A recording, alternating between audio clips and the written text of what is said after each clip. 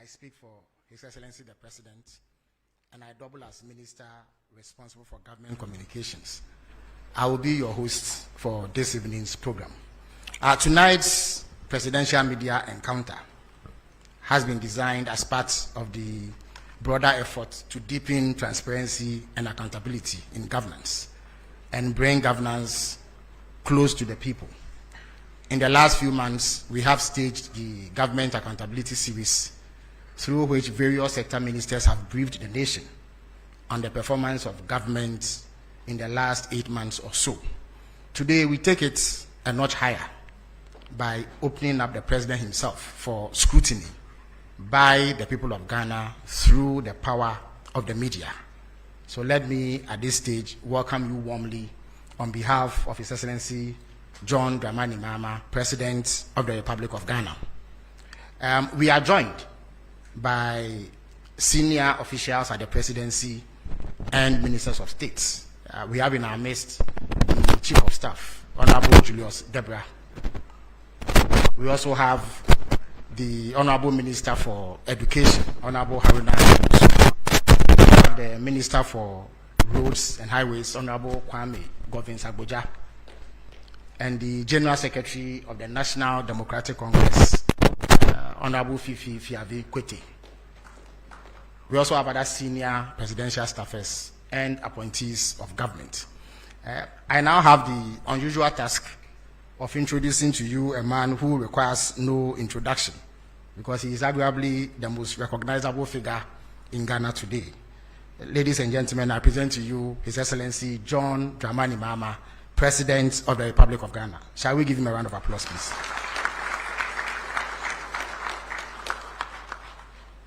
So tonight's program, I beg your pardon, is in 2 parts. His Excellency will kickstart it by giving an opening remark in which he will outline a few of the things that have been happening since he took over the reins of government.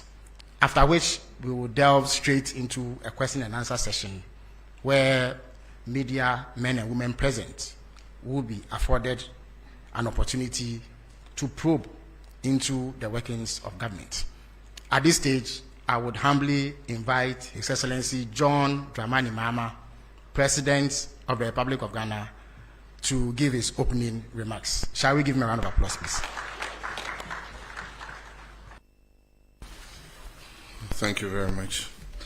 And let me say a warm welcome to all you members of the media, very distinguished gentlemen and ladies. Let me just acknowledge my president, the president of the GJA, and all of you who are here. Fellow countrymen and women, I pledge to be transparent and accountable to the people of Ghana and to keep them abreast with the state of affairs at every juncture in my term of office. I'm pleased to have the opportunity through this media encounter to address the good people of Ghana through you and answer any questions that may be on the public's mind. It's been 8 months since I was sworn into office, and 9 months since you, the people of Ghana, went to the polls and gave me a clear, resounding mandate to lead our country into a new era. Beyond affirming your confidence in the policies and programs we propose, it was a national reawakening. That December 7th vote was a call not just for leadership, but for a change of direction, for honesty, for accountability, and for a reset. It was for a different kind of governance, one that listens and one that acts, and one that cares. And so on January 7, 2025, when I took the oath of office, I did so with full awareness of the weight of that moment. I knew we had inherited a nation that was tired of excuses by the political elite, weighed down by hardship and yearning for leadership that does not just promise, but performs. For the past 8 months, we've demonstrated that we're not here to continue business as usual. We're here to reset Ghana, to restore the soul of our nation, to revive its economy, reignite the spirit of hope and possibility in every Ghanaian. Through our prudent and people-centered economic management plan, we've slashed nuisance taxes, We've rescued our power sector and averted the Doomsor crisis, which was handed over to us. We've lowered the exchange rate, eased the burden of doing business, and reduced the cost of living for the average Ghanaian. Inflation has dropped to a record 4-year low, signaling renewed macroeconomic stability. We've made the highest allocation to basic education in nearly half a decade. In health, much needed funds have been released to fund the health insurance scheme. Medical supplies are flowing steadily. Community health delivery is being prioritized, and the Ghana Medical Trust Fund was launched to help Ghanaians bear the cost of treating chronic diseases. Only yesterday, I approved the governing board of the Ghana Medical Trust Fund, which the Honorable Minister of Health will soon inaugurate. A renewed focus on agriculture, particularly through youth-targeted interventions, irrigation expansion, and the revitalization of the Land and Farm Bank project, is positioning Ghana to be food secure and export competitive. We've also laid the groundwork for a digital Ghana through strategic investments in science and technology and innovation through the 1 Million Coders program. These strides are not isolated. They are part of a clear, deliberate national reset that is restoring hope, creating opportunity, and ushering in an era of shared prosperity for all. My comrades, the education sector remains central to our reset agenda, as we firmly believe that the future of our country hinges on an empowered, knowledgeable, and skilled population. And so 3 months ago, I launched the no-fee stress policy, refunding fees to 120,000 first-year students in public tertiary institutions in Ghana. It signaled a decisive break from the painful era when dreams of brilliant but vulnerable young Ghanaians were cut short simply because they could not afford to pay fees, especially at that critical period of admission where they either pay or lose the chance at further education. We're not stopping there. The no-fee stress policy is intrinsically linked to our broader student loan plus policy, which will ensure that no student is left behind in subsequent years of study. Under this policy, students from low-income households will have access to flexible and dignified financing options to complete their tertiary education without the burden of unbearable debt or financial uncertainty. The implementation of the free tertiary education policy for persons with disability has commenced, removing a key barrier to higher learning and affirming our belief that education must be a right and not a privilege for every Ghanaian, regardless of their physical ability. To give life to our commitment to foster a knowledge-based economy, we've established the Ghana National Research Fund with an initial allocation of 50 million cedis. This is a step towards deepening research and innovation across all sectors: science, technology, humanities, and the arts. For far too long, much of the research conducted by our brilliant academics has been funded by foreign institutions, with the unfortunate outcome that the intellectual property and findings are often owned abroad. With this fund, we will slowly but certainly reverse that narrative by empowering our own researchers and ensuring that Ghana owns the knowledge and innovations produced by its intellectuals. As part of our commitment to research excellence, we offer full scholarships annually to 5 PhD candidates at every university in Ghana. By investing in our thinkers, we're investing in our future and asserting our intellectual sovereignty. In furtherance of our commitments to inclusion and dignity, we have distributed over 6 million sanitary pads to our girl children in primary and secondary schools to keep them in school and help them end period poverty.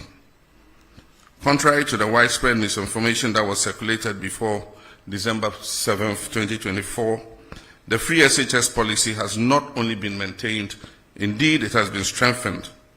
We've made the highest budgetary allocation in the history of the policy, as at now. A staggering 3.5 billion Ghana cedis has been dedicated to the free SHS. We understand that access without quality is inadequate, and that's why we're implementing the decentralization of feeding policy to allow the management of schools to make their own feeding arrangements to provide students with quality meals. Our commitment to foundational learning is equally strong. Basic education has received its highest budget allocation in almost a decade, reflecting our determination to rebuild the educational ladder from the ground up, with 564.6 million allocated so far for textbooks. We are addressing long-standing challenges in the system, particularly those caused by the reduced funding of the recent past. Fellow countrymen and women, we've also turned our attention with equal urgency to the health and well-being of our people. In 2025 alone, the national health budget increased by 13.4%, rising from 15.6 billion Ghana cedis to 17.8 billion cedis, one of the most significant increases in recent years. This bold step reflects our recognition of the urgent need to strengthen Ghana's healthcare system in the face of both domestic demands and global health risks. We've uncapped the NHIL and made 66% increase in funding to the National Health Insurance Scheme from 5.9 billion Ghana cedis to 9.8 billion Ghana cedis in 2025. This is not just a budget line, it's a life-saving commitment. These funds will help expand coverage, improve claims processing, and ensure that every Ghanaian, especially the poor and vulnerable, has access to affordable quality health care. The sudden withdrawal of $156 million in US aid health support, which previously sustained critical programs in malaria, HIV and AIDS, and child health, presented a serious fiscal and public health challenge. In response, we have readjusted our domestic expenditure priorities and ensured that the domestic safety nets are provided to cover the gap that occurred. To further bridge access gaps and enhance service delivery, government is investing over 2 billion Ghana cedis in healthcare infrastructure between now and 2028. This includes an initial 200 million cedis allocation in the 2025 budget to accelerate construction, expansion, and modernization of hospitals, clinics, and health centers nationwide. Whether in remote rural communities or high-density urban centers, our aim is the same: a health facility within reach of every Ghanaian. Cabinet is awaiting a report from the Honorable Minister of Health on the status and stage of completion of the Agenda 111 hospitals to determine a way forward for their completion.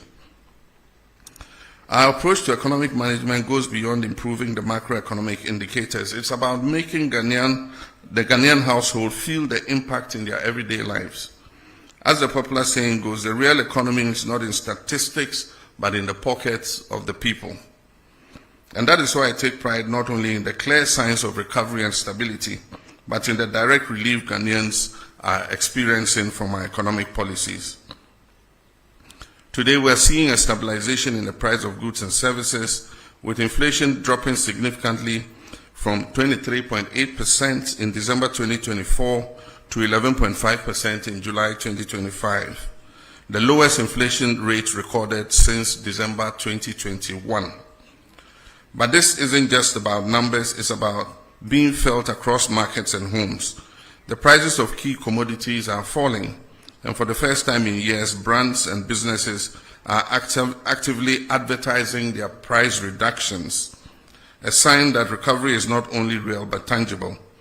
Official trade associations have presented data to Parliament that shows that up to 4,500 different items on the market have seen varied price reductions. We've stayed current with our bond repayment obligations.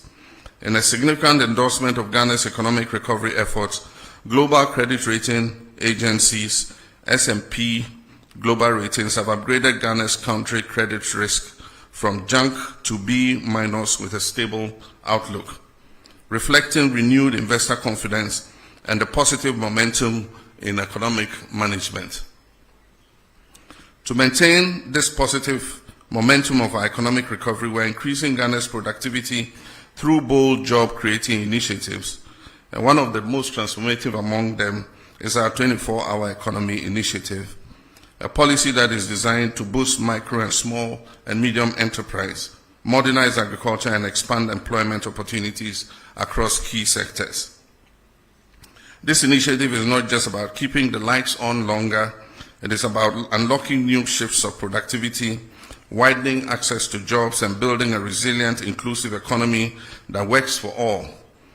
Only yesterday, Cabinet approved for onward submission to Parliament the 24-hour authority bill. Already we're seeing key institutions take the lead in actualizing the 24-hour economy vision. The Ghana Publishing Company has transitioned to a full 24-hour operation. The Passport Office and Ghana's foreign missions have also rolled out round-the-clock services to expedite passport processing and improve service delivery. At our ports, both Tema and Takrady are now operating 24 hours to boost trade efficiency and reduce congestion. To guarantee safety within this evolving ecosystem, a dedicated 24-hour economy policing secretariat has been established in the Ministry of Interior to provide continuous security support across the country. These bold steps signal a clear national commitment to building a resilient, inclusive, and job-rich economy. To ensure legal and operational readiness, Cabinet has approved critical amendments to the GIPC Act and the Labour Act, which now include provisions that enable and regulate 24-hour economic activity. These legal reforms will ensure that businesses, investors, and workers alike are supported by a framework that protects rights while encouraging innovation and growth. Complementing this agenda, we have rolled out the Jumara program and the National Apprenticeship program, both of which are expanding pathways to employment, particularly for our young people and artisans. These programs are equipping thousands with the skills, tools, and opportunities they need to succeed in today's job market. Thousands of young Ghanaians are currently undergoing training under the 1 Million Coders program, our bold strategic initiative to build Ghana's digital talent base and prepare our youth for the jobs of the future. This program is equipping participants not just to access digital jobs, but to create sustainable employment opportunities through innovation, entrepreneurship, and global ICT competitiveness. Additionally, in the extractive sector, the Gold Board is formalizing Ghana's gold trade. As of today, gold trading is a reserve for only Ghanaians. This strategic move will help maximize national benefits, enhance transparency, and ensure that the wealth generated from our natural resources is reinvested in our communities and national development. We're also taking decisive action to protect our environment and natural resources from destruction. A dedicated national task force is currently in place, actively combating the menace of illegal mining. As a result of their operations, hundreds of excavators, water pumps, and other heavy equipment have been seized, disrupting the networks that have long exploited our lands and our rivers. In addition to enforcement, we are reclaiming what has been lost. 9 forest reserves have been successfully recovered from the grip of illegal miners, restoring these vital ecosystems under state protection. Our Tree for Life initiative is being actively rolled out across the country, targeting the restoration of lands degraded by illegal mining activities. Steps are currently underway to repeal LI 2462 to formalize our commitment to end mining in forest reserves. Let me be clear, since my administration resumed office, not a single license has been issued to any company to mine in our forest reserves.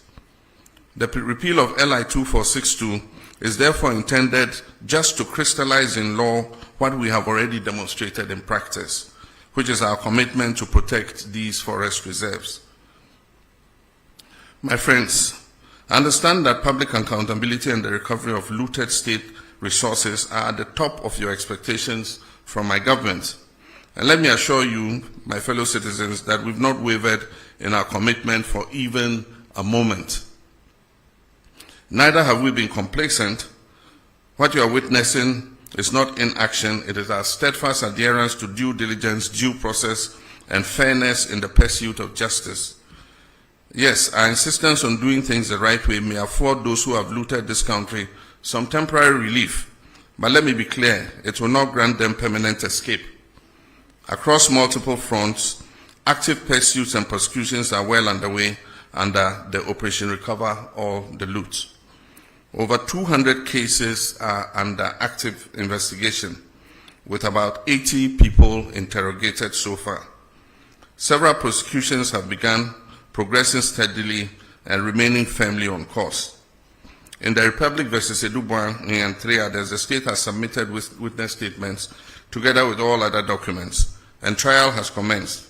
And the first of 3 prosecution witnesses have been called and have been cross-examined by counsel for the accused person. With the SkyTrain case, for instance, the prosecutors have secured a trial date, as all preliminary matters have been concluded and the trial is set to commence. For the National Service Authority case, due to its expansive nature, charges have been drafted and will be filed as soon as the legal year begins against the following person: the Republic versus Osei Sibe, the Republic versus Eric Nyaku, the Republic versus Gifty Owari.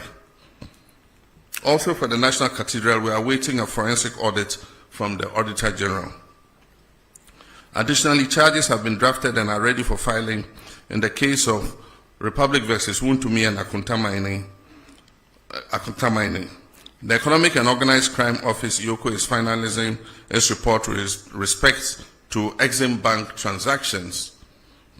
Dockets are in preparation for the buffer stock case and the drip equipment case. Investigations are ongoing into the African Cup of Nations case, the Mart Set case, and approximately 20 other cases currently. Let me be clear, every single case of corruption that needs to be investigated is being looked into. And once evidence is found to ground the prosecution, that will happen and happen swiftly. Looking within, we launched a code of conduct for public officials with an insistence on strict compliance. A high-level working group has been inaugurated to draft a new anti-corruption strategy aimed at strengthening ethical governance and institutional coordination. My fellow citizens, the scourge of Galamsey is receiving much attention. We've established the National Anti-Illegal Mining Operations Secretariat, NIMOS, as the Central Operations Command Center coordinating the national fight against illegal mining and its associated environmental degradation. In a coordinated effort across all security agencies and the Ministry of Lands and Natural Resources, 440 excavators have been seized. Over 1,400 arrests have been made, with suspects awaiting prosecution.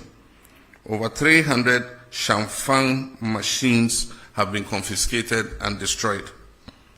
Over 900 water pumps seized from illegal mining sites have been handed over to the Ministry of Agriculture for distribution to farmers for irrigation purposes. Of Ghana's 288 forest reserves, 44 had previously suffered varying degrees of destruction from illegal mining. Notably, 9 of those reserves had become no-go zones due to the presence of armed groups. Through the Ministry of Lands and Natural Resources and with support from the security agencies, we've successfully repossessed all 9 of these red-zoned forest reserves. However, over the weekend, the Jimira Forest Reserve and the Anwia Futu section of the Ofinch Shelter Belt was reinvaded by illegal miners after these were handed back to the Forestry Commission. The military is currently working with NIMOS to repossess those reserves and establish a permanent presence in those liberated forest reserves to prevent re-incursion by illegal miners. 980 personnel have been recruited, trained and deployed in the Western and Savannah regions. They conduct daily operations on major river bodies, serving as community vanguards to ward off illegal mining activities. An additional 1,020 personnel will be recruited and deployed by the end of the year, bringing the total force to 2,000 blue water guards. The next phase will focus on dechemicalizing and restoring our water bodies to their pristine state. Feasibility studies for this critical restoration efforts are currently underway. In collaboration with the Ministry of Transport, the Ministry of Finance, GRA Customs Division, and the Ports and Harbours Authority, we've instituted a system for the proactive tracking of all imported excavators and earth-moving equipment from the port of entry. 1,200 excavators are going through the permitting process from the Transport Ministry, clearance from Customs registration with DVLA, and tracking at the Minerals Commission. So far, we've registered 1,015 F-moving and mining equipment. 647 have been registered and fitted with tracking devices. There are an additional 600 equipment at the port awaiting clearance. An additional 350 tracking devices are expected by September 12, 2025 to enhance this monitoring effort. The Constitutional Review Commission is actively engaging stakeholders across the country, gathering views on how best to shape the future framework of Ghana's democracy. This inclusive approach ensures that voices of citizens, civil society, and institutions are reflected in the evolving constitutional order. Friends, internal security is important for economic progress. Pursuant to our commitment to improving security, we have earmarked 1 billion Ghana cedis to retool our security agencies. The Ministry of Energy has recently granted a declaration of commerciality for the Ebang Akoma oil and gas discoveries in Cape 3 Points, Block 4, confirming their commercial viability. This paves the way for the joint venture partners ENI Vitol, Woodfields, and the Ghana National Petroleum Corporation to proceed with a full plan of development of this oil well. This milestone brings us closer to increased oil and gas production, job creation, and enhanced energy security, reinforcing our commitment to responsible resource management for the benefit of all Ghanaians. We've also approved the construction of a second gas processing plant, GPP2, to double our national processing capacity and set the stage for cheaper, cleaner, and more reliable power generation. This landmark project alone is expected to save the country close to $500 million every 2 years by drastically cutting our reliance on expensive imported liquid fuel. Beyond the cost reduction, it is projected to create over 1,000 direct and indirect jobs, fueling both industry and livelihoods. We can all attest to the fact that the looming threat of doomsday we inherited in January this year has been averted. Through strategic interventions and swift action, power supply has remained stable across the country, ensuring uninterrupted electricity for households, businesses, and essential services. We've made significant strides in restoring fiscal decentralization. In the past 8 years, only 40% to 50% of the District Assembly's Common Fund was reaching metropolitan, municipal, and district assemblies, constraining their capacity to deliver local services. Our government has reversed this trend. District assemblies are now receiving 80% of their allocation directly. Of the 7.57 billion allocated for DACF this year, approximately 6.1 billion has gone straight to local assemblies, with a minimum of 25 million allocated to each MMDA. Already the first quarter disbursement of 903 billion to the National Health Insurance Fund and 2.71 billion to GET Fund, covering NHIS, arrears, and free SHS, have been released in full, underscoring our commitment to public service delivery and local empowerment. Next week, I'll cut the sword in 3 locations to signal the start of the Big Push program. The first phase understandably covers mainly the road sector. Everyone will admit that over the last 8 years, our road infrastructure has deteriorated remarkably. This year alone, almost 14 billion Ghana cedis of our oil and gold revenues have been earmarked for the Big Push program. Critical road projects such as the Ofankor and Sawam roads, which were chronically underfunded, have been transferred under the Big Push program and recently received a release of almost 1 billion cedis to ensure speedy completion by the end of second quarter of next year. My media colleagues, our reset agenda remains on course, and I've remained unwavering in my commitment not only to the promise I made to you in the run-up to the 2024 elections, but to the principles of honesty, transparency, and probity and accountability that define good governance. I'm resolute in laying foundations for economic recovery, resetting our institutions to reflect the demands of modern governance and enhanced service delivery for every Ghanaian. I'm driven by a deep determination to see the dreams of our forebears for an economically independent and self-reliant Ghana realized in our lifetime. I'm equally determined to restore Ghana's rightful place as a respected voice and actor on the global stage. With your continued trust and support, I'm confident that we will not only meet these goals, but also build a nation that serves the hopes of this generation and the aspirations of generations yet unborn. May God bless us all, and may God bless our homeland, Ghana. I thank Journalists Association, who is supposed to embody your collective aspirations. So I would accord him the courtesy of asking the first question. So Mr. Jumfo, you may ask the first question.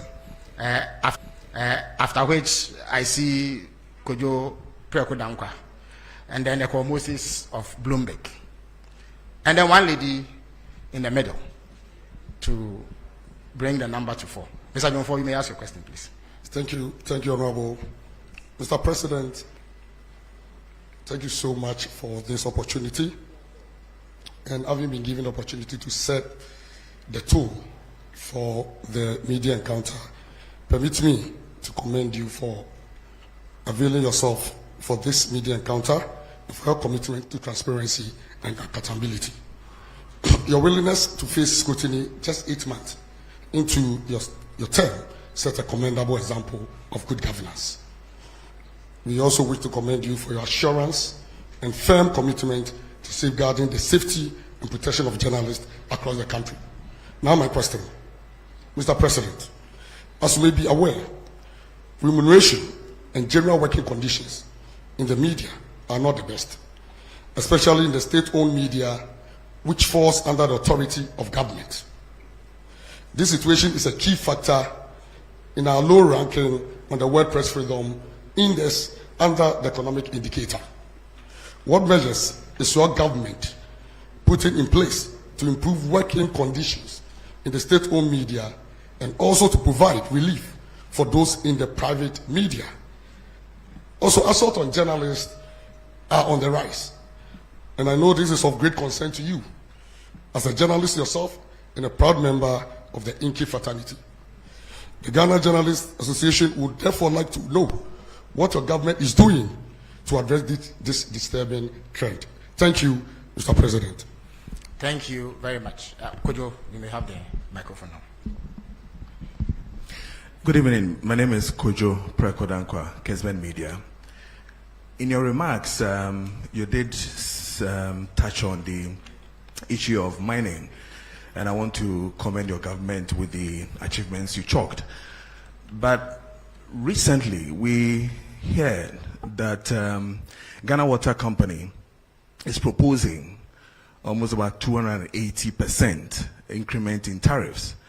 One of the major reasons they raised has to do with Galamsey and how it is affecting them to get us good or potable water.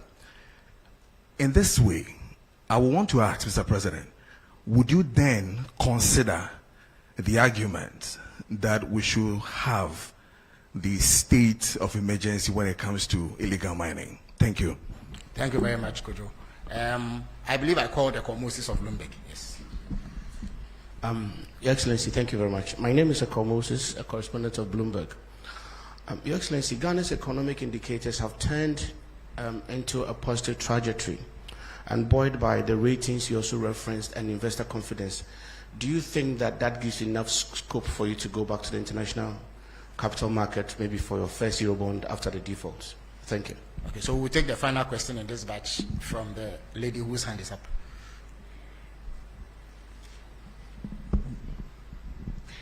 But I say, Idiame Jesso ene apina pukua when near me wo Adom Brand Sadum TV and Adom FM. Masen bisa efa enkania boy and the yenim say ECG a proposed 225%. Yenim say me mo and tumo by a best 2.45 in July a quarter by 14.75. Then now see yenim say a bino one is so the 24 economy or the Bayejuma na Ghana for the doenya mufa so. It is say ECG the 225% increment eba. Yenim ha wa proposal no ene ho komodi be kone percentage om di betina. Ebe ko Ghana for bebre na company say ano yeden. Ye bisa se betumenya nsunsanso e wo 24 economy no so Ghana for butum na ebiom so aban be hye se obeso asene eye subsidy ama omanfo ho atoma na medase. So His Excellency the President will field these questions at this stage. Thank you. Thank you very much, President of GGME. Your question is a double question, one on remuneration and the other on assault of journalists. With regards to remuneration, I would say that it's not only journalists in the state-owned media who are dissatisfied with their salaries. Public service salaries are not living wages. I agree with the TUC that we must work towards a living wage. All of us are dissatisfied with the salary we get as public servants. The private sector offers better remuneration, but that's why we have to work together to grow the national cake so that we can pay ourselves better. And that is why there's agitation for cancellation of Article 71 in the Constitution, because we all must feel the pinch so that we can grow things together. But when you cushion a certain constitutional class and they have more cushy remuneration than the other people, then it creates a kind of discrimination between public service. And so our advocacy has been for an independent emoluments commission that would deal with the salaries and wages of all persons in the public sector so that we grow those wages together. In our first incarnation under Professor Mills, we established a single spine salary structure. And that salary structure was supposed to uniform out wages in the public sector so that the disparity would not be too wide. So if you are a secretary in GBC compared to a secretary in, say, Bank of Ghana, there will not be that very wide disparity. Unfortunately, the single spine atonsium, because of the inability to maintain the discipline in public sector wages. Over the last 8 years, the group that is able to strike the most gets more addition to their wages than those that don't go on strike. And so the disparities have occurred again.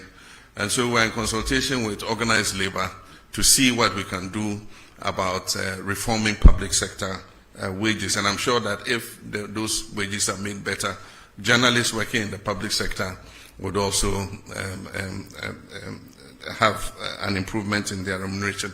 With the private sector, government does not have control there. And what happens is we have such a proliferation of private media that advertising revenue is not enough, to be able to maintain the kinds of salaries that we all expect. Maybe if we had fewer, then the advertising revenue would go around and people can have more. But our Constitution guarantees freedom to establish a media of mass communication. And so you cannot restrain how many radio stations you have or how many newspapers you have. And so it's something that we have to live with for a while. Natural competition will phase out the stations that are not competitive, and those that are able to survive will see that they are able to make more money from advertising. The main revenue for media all over the world is advertising. And so we'll see how that goes. I've condemned assaults on journalists in any form. Journalists are doing their job, and their job is to bring news to the doorsteps of our people and to inform them, educate and entertain them. And so at every event you will have journalists there. Unfortunately, some security personnel have developed a penchant for just harassing journalists. And so it's a matter of educating people. It's a matter of, sanctioning people who assault journalists. And I've been speaking with my president of GJA, saying that we're going to bring them together with the security agencies so that they must carry out an awareness amongst their people who provide security at events, that if you see a journalist at an event, he is also doing a job like you, the security person, are doing your job. And so you don't have the right to assault them or to manhandle them. And so we'll keep working at it. I mean, definitely, as a member of the GJA, a lifetime member of the GJA, there's no way I'll condone assault of journalists in any form.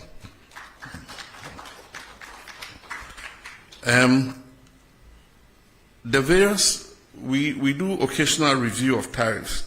And when these tariffs are about to be reviewed, proposals are requested from the utility organizations. And so I noted that recently Ghana Water presented their proposal, and Electricity Company of Ghana also presented their proposal. It doesn't mean that the proposal they present is what is going to be implemented. We have the regulator, which is the PURC, that looks at all the factors, including the exchange rates, including the cost of production and all that, before they determine what increase in tariff is allowed. And so the fact that you hear that water company says they're going to increase by 200 and something percent does not necessarily mean that PURC is going to allow them to do that. Now, meaning about Obusa ECG there also, the same for both utilities. ECG so I propose 200 and something percent, but I know interest PURC budget to say to me into electricity tariffs musa. Share a normal a core electricity production mo to say fuel nesan your money in and sana omashe senior omo de tariff ne besi. Na MRP no at the frontier your tariffs akosro ne se nipa bebre entua enti wo hwe ECG say your case commercial and technical losses are almost 42%. I just say of electricity almost ton almost to me eje ehun aketua of only about 58%. Na eno anka wiase afa na bia anka sa edwuma ya se wo ye edwuma bia na bibia wo ton bia wonya just return of 58% anka by now edwuma na gu nso akoya aban de se kire so na aban abeboa kire so na aban abeboa enti afi de ya sesa omo hwe edwuma no so na ya kenya omo se omo sorry na omo nante na nea onkrofo mu wia iram kania no ni adini na yenchechi omo na yentwe omo aso efise se yen na atwa ebema eton no ebona fom enti edwuma yebegu so aye Bloomberg, yes, we're quite happy with the outcomes of the reforms that we have been implementing in the economy. And we have survived without going to the capital markets. We've survived without borrowing. Who could have thought some years ago that Ghana's economy could be run without going to the external market to borrow? And yet, we've survived. And so we shouldn't be in a hurry to go back to the capital market. All we've done is to reorder our expenditure and push funds to areas that are of priority. And so that's all we've done. Fiscal discipline, not spending money on wasteful, political interventions and all that. And that is already showing the successes in the market. I mean, we've gone from negative 3.4% on the primary balance to positive 1.1 as at now. And by the end of the year, we'll achieve the target. I'm sure we'll overachieve the target of positive 1.5. And so it's all about discipline in expenditure. And so for me as the president, I would not favor a quick return to the international capital market. I think we should go like this for a while and consolidate the economy before we look at external financing. Thank you. Thank you very much, Your Excellency. Now, having taken a set of questions from this side, I would go to this side and take 4 more questions. Kamini, you may have the first shot. Mr. President, it's Kamini Amano. I'm the host of TV3's Hot Issues. We look forward to your return to the iconic show. I want to talk about the local currency, the cedi. In the second quarter of the year, we saw a very bullish rise in the value of the cedi. We are not seeing the same in the third quarter. So far, we are told that it's lost about some 13%. When it was on its rise, the IMF had warned that the country was over-interfering, which is why we were seeing the performance. My question tonight is, Mr. President, did you manipulate the performance of the cedi? Is that why we are seeing the cedi fall as quickly as it is today? How do you explain this decline in value in such a short period of time? And what's the plan to revive it? Thank you very much. Nana Mejakwa has the floor. Patramidin Nana Mejakwa, Nia TV. My question is oral. I'm saying, Mr. President, what can PFA oral? Now, the last accountability series, Attorney General, a statement in Pesemi Redi Kakami quoting Kakranami to us with I wish to remind you of the fact that when I announced the Kwabena Edubuahi investigation, I was blunt in stating the fact that I am open to engaging in plea bargaining with those who have been investigated and found to have looted or stolen state resources. I means no words about my intentions and will therefore not shut the door to any accused person willing to enter into negotiations with my office for purposes of reaching a plea agreement. Yenim se ya criminal and other offences procedure amendment act 2022 plea bargaining. But my question is say fight corruption.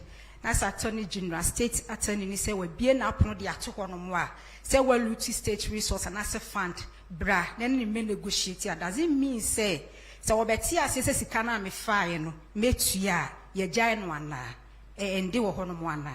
Me question no it does. Justice from Shinhua News Agency. Thank you very much, Mr. President. My name is Justice from China State Media Shinhua News Agency.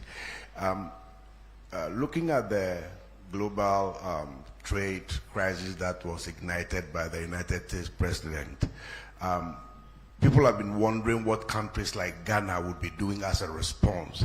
But we realized recently that the Chinese government has actually granted all African countries a zero tariff into their market. What will Ghana be doing to take advantage of that for our trading to be boosted as a substitute to what we may have been losing from the United States side? Thank you.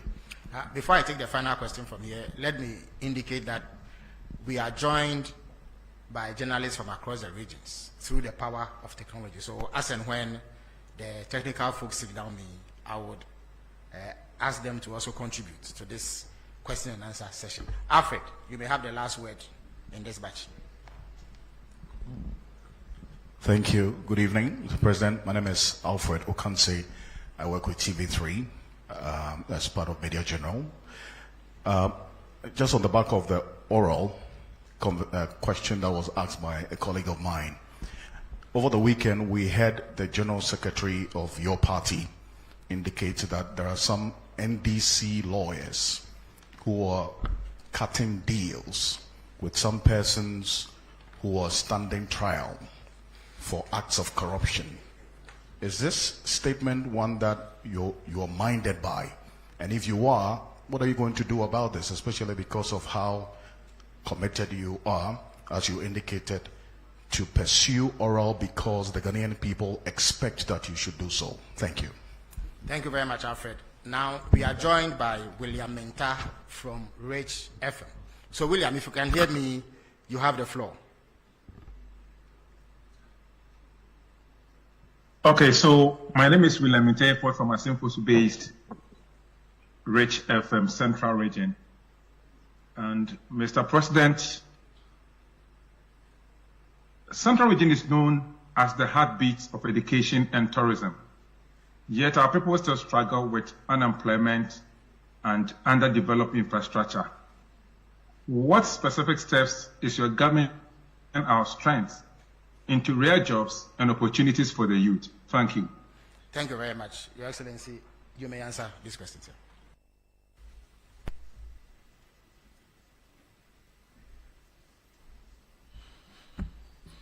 Thank you very much.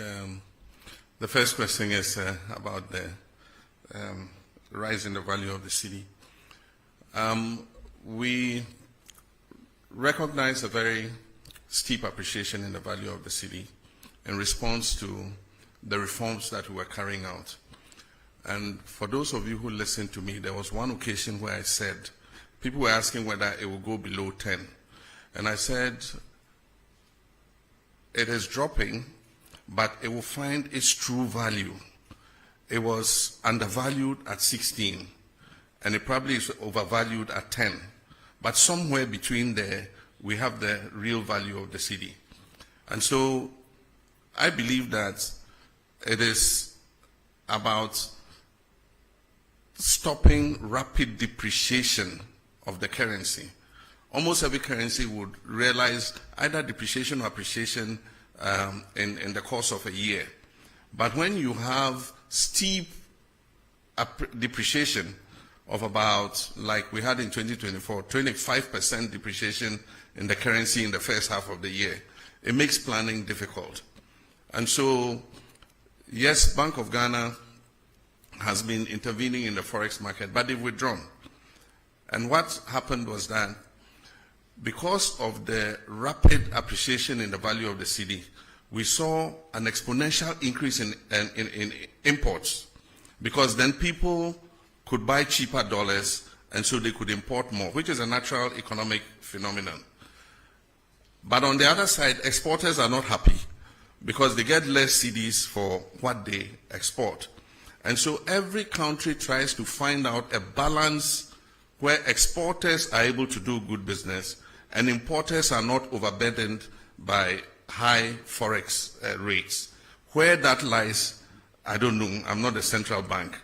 But the cedi is making an adjustment, and I believe that it will settle at a certain rate, and we will make sure that any depreciation that occurs in the value of the cedi is within a margin of about 5% per annum. That is what we target. And so for now, there's still speculation. It's also coincided with a period where we saw a reduction of 50% in remittances, because citizens in the diaspora were taken aback by the rapid appreciation of the cedi. And so if somebody was building a house, if he was going to send $100,000, it meant that he was losing a certain percentage of that 100,000. And most of them would decide to adopt a wait-and-see attitude and say, oh, no, as for cedi, it's not possible that the cedi can regain its value to that extent. By all means, it will go up again. So I'll hold back my remittance until the cedi goes back up. So we saw a 50% reduction. But there were also some other factors. There were some money transfer companies that were collecting cedis abroad and not repatriating, collecting dollars abroad and not repatriating the dollars. There were other, which we're investigating, there were other cases where people applied through the commercial banks for foreign exchange to cover imports. And those monies are transferred to pay for imports, but the imports never came into Ghana. And we've studied a period of 4 years, and over the period of 4 years, about $42 billion was taken out of this country without the corresponding imports coming into the country. And so we started sanctioning some banks, and soon we'll start interrogating some individuals who ostensibly took money out against imports but never brought those imports. We want to know what happened and if there was wrongdoing to sanction whoever it is. While we work to stabilize our economy and improve the value of our currency, we must protect that currency, because a strong cedi is good for all of us. But when that happens, some people try to take advantage of it. And I think that we should all condemn anything like that. FR investigations now with regards to oral. Senya Okayano, MPP address almost the Nshishebi by IMRA se abine wudi FR case bi ho se ebia wa fiscal na bibia wo akwenya obetimi aka se yo ene aban case na mode kwedu amode bombe no me san de sika na se agudie bia na se bibia mode bombe kwedu no me san de aba se ne be ya bomfa me nkoto how do they call imprisonment efiase bomfa me nkoto efiase enti ayemra edaho enti obi a yabɔ no kwedu bia ɛwɔ tumi sɛ ɔbɛka sɛ yo ɛne yɛntwa so na memfa seimra na yɛngyae saa eyi no enti ɛno ɛnyɛ aban ɛna ɛbɛka ɛyɛ nipa a yɛde no akɔgyina court nso sɛ ɔka sɛ o mungyae asɛm no mu na memfa seimra na sɛ agodie bi a me fa ye me famra na se japade bi a me fa ye me famra na se bibi aban wa kwenya se yebeka se de bi yenje na yebeto aso any case no enti ejina case no ene ni anipa ne ye enti still aban wo to me say even though wako emra na se aka se me pese me san ede bibi bema aban na aban eja case no mu aban betimi aka se de bi yempe yenje enti eno a case by case se o sheda ede adwembone ewia yesika a echese eso a yegyina echese I don't know how to explain. I just say, abo abain anase omain. It's an incentive for us to export into the Chinese market. And we need to look at the items that China imports and see where we have a comparative advantage to be able to take up those imports. I know that China imports a lot from the US, and there's a trade tariff war between US and China. So China is looking for alternative markets to import those items. And so they import a lot of meats from the US, they import a lot of maize from the US, and other agricultural products. And so if we have arable land and we're in a position to expand our production, then the zero tariff will make meaningful sense. Then we can take advantage of it. But it is just a figure if we are not able to respond and be able to export into the Chinese market. But I think that it offers an opportunity for diversification of markets. Nobody wins tariff wars. It's unfortunate that America has appended the whole world trade system. We all work towards a rules-based trading system. It took years of negotiation from Rio to Doha round and all that. And eventually, reasonable tariffs were agreed between countries. Countries like Africa enjoyed zero tariff into the US because we were in the developing world. And so it was a concession that the US gave. And what you receive in exchange is soft power that, you know, a lot of people have a good disposition towards the US because the US has been kind to Africa and all that kind of thing. But in comes President Trump. He has a more transactional mindset. And he says that the US has been taken for granted for a long time. And so even countries like Ghana in Africa, he slapped a 15% tariff on us from zero tariff. And so AGUA is technically dead. It was due for renegotiation in September. There's no way with this 15% tariff AGUA is going to be renewed. But we're just watching carefully. The power to impose tariffs is that of Congress. But in this case, the US president always pushes the limits. And so there's a case in the US Supreme Court to determine whether his imposition of tariffs are legal or not. And so depending on what the US court says, the tariffs would either be permanent or they might have to go back to Congress to endorse the tariffs that he has imposed. And then from the Central Region, Rich FM, he asked what we're doing to enhance the tourist attraction of the central region. It's all about infrastructure. It's also about service.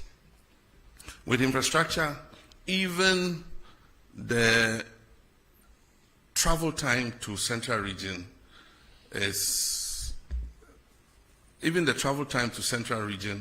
a major problem. In Ghana, we've maintained single lane, highways for a very long time. They are prone to accidents. A lot of accidents occur. Now every day you hear there's an accident on the Kumasi Road, there's an accident on the Cape Coast Road. And that is because when two vehicles oncoming and going are using a single lane, the tendency for, head-on collisions are very real because of wrongful overtaking and all that. So one of our first things that would enhance tourism in the central region is that we're dualizing the road all the way to Takrady. It will reduce travel time to Cape Coast. It will allow somebody to wake up in the morning, travel to Cape Coast, enjoy his tourist experience, and be back in the evening to Accra to sleep. And so reducing the travel time will help enhance that. But apart from that, we must identify what the tourist sites are, improve their attractiveness, and also improve the service delivery. One of the things that affects tourism in Ghana and West Africa is that our service is poor. You go to a restaurant and they think that they are doing you a favor. You go to eat and they think that you owe them, to serve you. If you go to other parts of the world, it's completely different. You are compelled to spend your money because they are all over you. Even before you finish the drink that they have given you, you are halfway. Can I bring you another drink? And if you are the shy type and things, you always say, oh, yes, yes. And you forget that you have to pay for it. And so we must improve our service delivery. Owners of services must take professionals who know how to be courteous to customers, to know that we are in this job because you've come here to eat, or you've come here to do this. And so that's one of the drawbacks of our whole tourism experience. And most times you spend so much money, set up an establishment, instead of going for professionals, you go and haul your relatives from the village to come and serve people. They pay and they can't even get their change. You can't find the waiter who took your money. And when you even find them, he says, oh, we have no change. I mean, they have a certain sense of entitlement. And so until we reform all these, and it's an attitudinal problem, until we reform all these, and people who own these establishments make sure that service delivery is at near 100%, we would not be able to attract enough tourists into our country. We have a beautiful country. People come and, they just say, look, this country is good. But if you hear a lot of the feedback and you say, oh, but what is negative about it? Oh, your service is not the best. Always, that's the feedback that comes. But the government will do its part. Government has the responsibility for making sure the infrastructure is good. And we're starting with the road, making sure that we dualize the road all the way to Cape Coast and Central Region so that people can travel easier to go and enjoy the tourist attractions there.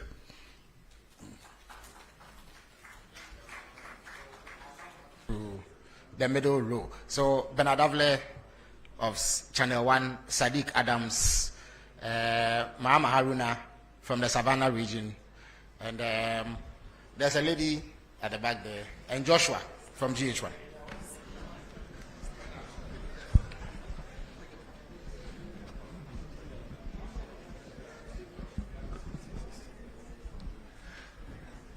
Thank you, Felix.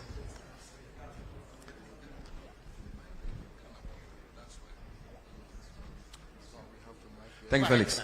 Before my question, I'd like to indicate that there was a question on Galamsey, which I believe has... Yes, I just prompted His Excellency, and he will deal with it. Yeah. Thank you very much. So, Mr. President, thank you for this opportunity. We are told democracy thrives on checks and balances and separation of powers. Your party has a 2/3 majority in Parliament. The Chief Justice you came to meet has been removed, of course, under your hand, although the process was gone through. There is talk of the EC chair and the leadership, quote, not being fit for purpose by members of your party. Some people fear that these developments and others create a situation where the other arms of government are completely subservient to the executive. In fact, one newspaper expressed the fear that you could be morphing into, quote, a supreme leader, unquote. There is a maxim that power corrupts, and absolute power corrupts absolutely. Should we be worried in your legacy term that the democracy you came to meet will be well oiled, and that the three arms of government will work not in subservience but in unison? Thank you. All right, before I come back to you, we'll cross over to Tamale and take a question from Abdul Mujiz from Tamale. Sagani TV from Tamale. Abdul Mujiz, you have the floor if you can hear me. Thank you very much. Mr. President, good evening. My name is Ba Abdul Mujiz from Tamale. My question has to do with the Tamale and Yendi water project. I would like to know when.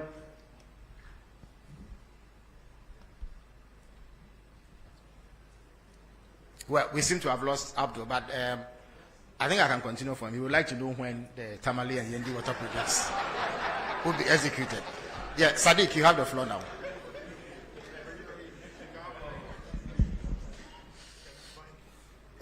Good evening, Mr. President, and thank you very much for this opportunity. My name is Sadiq Adams from Angel TV and Angel Radio. Mr. President, the question is on national unity and peace. There has been a recent spate in social media accounts created by unidentified people purported to be representing ethnic and tribal groups. We have seen some vile attacks, pockets of that on social media, TikTok, and some of them in real life. There has been a number of them, and we observe over 50 that has been set up particularly to attack and inflame ethnic passion and tribal issues. If your security agencies have taken notice of this, what are the measures being taken to ensure that our national unity and cohesion is protected by education and sensitization, as well as trying to put this in a context of not suppressing freedom of expression, as well as maintaining the national cohesion that we have because of these kinds of threats and attacks from social media on ethnic basis. Thank you. Thank you very much. Joshua from GH1. Good evening, Mr. President. I am Joshua Kujumensa, GH1 Television and Star FM. I'm glad to hear that you personally are telling us that indeed steps are being taken to repeal LI 2462. But then I want to find out from you, the pro-environmentalist groups and then civil society, they want this declaration of a state of emergency. Where's the difficulty in declaring that state of emergency? Thank you. Thank you very much, Joshua. Mahama Haruna from Savannah. And then we'll take a final question from the lady from GTV. Thank you very much, Honorable. My name is Mahama Haruna, as you rightly said, from Savannah region, Inkligi FM. Mr. President, we expected you to say a little on the security situation in the country, especially the unfortunate Boko conflict, and recently the conflict in your own backyard of Savannah region. I know how uncomfortable you are with the conflict in your backyard between Gonjas, who are the landlords, and the Brefos, who are the settlers. They've coexisted for about 100 years until recently. I know you are more worried because almost everyone in your backyard, Gonjas, Brefos, will always vote for you massively, sometimes almost 100%.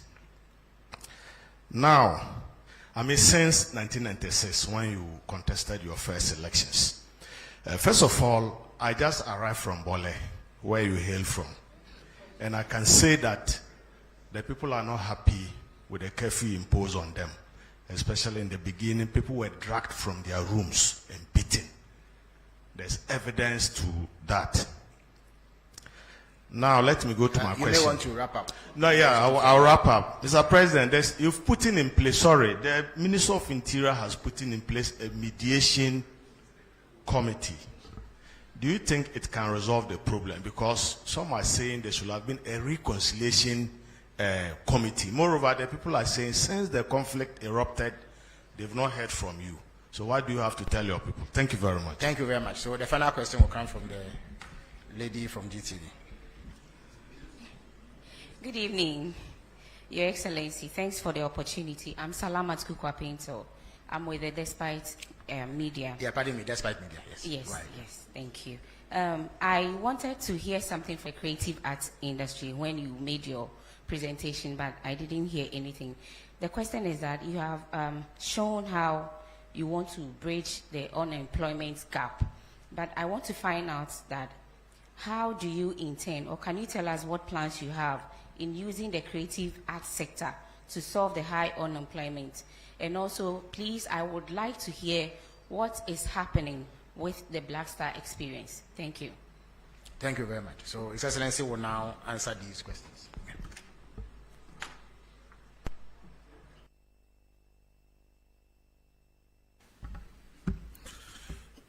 Thank you very much. Let me first apologize for missing one of the questions, and that is the accusation that there's interference in terms of the oral investigations. I would have very conveniently said the General Secretary himself is here, and so I'll call him to present his evidence to the public. But I can assure you that there's no way anybody can interfere. I cannot be in people's mind to stop them from attempting to interfere, but I am responsible for making sure that that interference comes to naught. And so I closely monitor. I hold regular meetings with the Attorney General. He briefs me on the status of investigations. And so I'm confident that, the cases will go ahead based on their merits, and that nobody would have the opportunity to interfere. If anybody goes lobbying people or paying people to interfere, they probably are just throwing away their resources. All cases will be investigated and come to their logical end. If people are exonerated in the courts, that's what justice is all about. We will do our part, and we're being painstaking in preparing the dockets, and that's why people are complaining that it's a bit slow. But you don't want to hurriedly take a docket to courts and have it thrown out on technicality. And that's why you need to make sure that by the time a docket is prepared and prosecution starts, you have a watertight case that will ensure that you get a conviction. And so that's the process that we're going through. There was also a question that was tied to water, but it also had to do with Galamsey. It says that the justification for water company asking for such a steep increase was because of the cost of treating the water. And I answered it in terms of the tariff, but not in terms of the Galamsey in the water. But in my statement, I indicate that we've just started with the Blue River Guards. We're training more and more of them. These are long expanses of water bodies. And so far, those we've trained are 600 and something. They are not enough to cover even the length of the Ankobra. And so as we recruit and deploy, because they patrol the water bodies, if they see any Shamfam machine on the water body, they seize it and we burn it, we destroy it. And so I gave you the number of Shamfam machines we have seized and destroyed. As we continue to increase the numbers of these Blue River Guards, I'm sure that we'll be able to cover the tunnel, we'll be able to cover the Pra, we'll be able to cover the Ankobra. And we hope that then we will start seeing, some reduction in the turbidity of the water. But even more than those on the water bodies, the destruction is the forest reserves. Because the rivers take their catchment areas from the water reserve. So if you destroy, from the forest reserve, if you destroy the forest reserve, the river or the stream will dry up. because where it takes its water source will no longer exist. And so that's why at the beginning of the struggle I said our focus is going to be on the water bodies and the forest reserves, and then we can stretch out to other areas. So as we train more Blue River water guards, we would see an improvement in the turbidity levels of the waters. Bernard said I'm in danger of becoming a supreme leader. Look in my face, do I look like a supreme leader? And that is to paraphrase Prof. Star Atamils, do I look like a cat hunter? Do I look like a supreme leader? I'm a Democrat true and true. And even when we attained 2/3 of parliament, I said that we're not going to use it to ride roughshod over the minority, and that we're going to give opportunity for democracy to flourish. And so we don't intend to use our 2/3 majority to steamroll our democracy. We believe that even though the people of Ghana gave us that overwhelming majority, it wasn't meant to turn Ghana into a dictatorship. They gave it to us in order that we could carry out reforms to make our governance better. And I think that we stand a very good chance with that 2/3 majority to finally move the amendments to the Constitution that we have all wanted. In the past, because of hung parliaments and all that, we couldn't make any progress, because there are some of those amendments for which you need an overwhelming majority. And so Ghanaians have given us that opportunity and say, look, go ahead and do these things so that we can have a better constitution that will take Ghana for many more generations to come. And so that's what I believe. But I certainly am not on the way to becoming a supreme leader or an autocrat. Yendi and Tamale water. Yendi, Tamale, and Damango are 3 urban areas in the northern regions that suffer severe water scarcity, especially Tamale. Tamale is probably the biggest city in the whole of the 5 northern regions.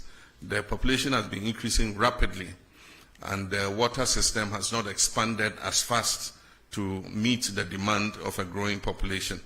And so we have to urgently expand Tamale, Yendi, and Damango has become a regional capital. It has started growing very fast, and it faces a scarcity of water. The Tamale and Damango water systems are under an EU program, and recently when I went to Brussels, it's one of the things we discussed. There's funding available for those 2 water systems.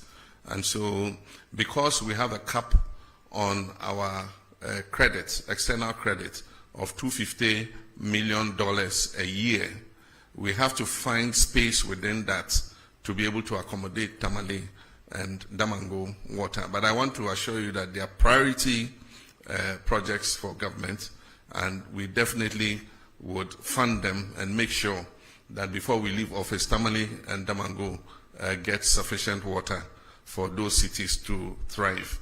With Yendi, we are placing Yendi under the Big Push program, and so we're going to fund it with our oil and gold revenues and establish an expanded water treatment system for Yendi. The budget statement is going to be read in November, and in the budget statement, details of these projects will be included in the budget.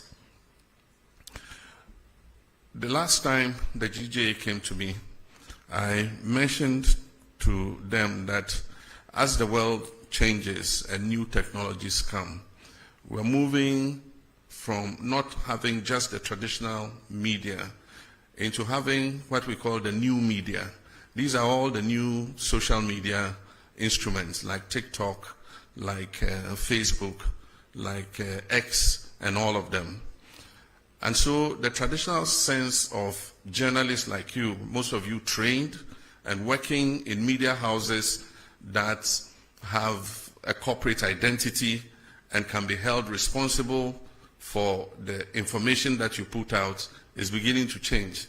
We have a new crop of I'll call them neo-journalists, who anybody with a phone and a camera can report news. or comments on national issues. Now the point is, who holds those people responsible? And that's what he's saying. If you go to some of the WhatsApp platforms, or you go to some of the commentaries in the TikToks and others, we have what we call hate speech, incitement to violence. Those are criminal. Despite the fact that we have removed the criminal libel laws, there are some laws that make such people accountable.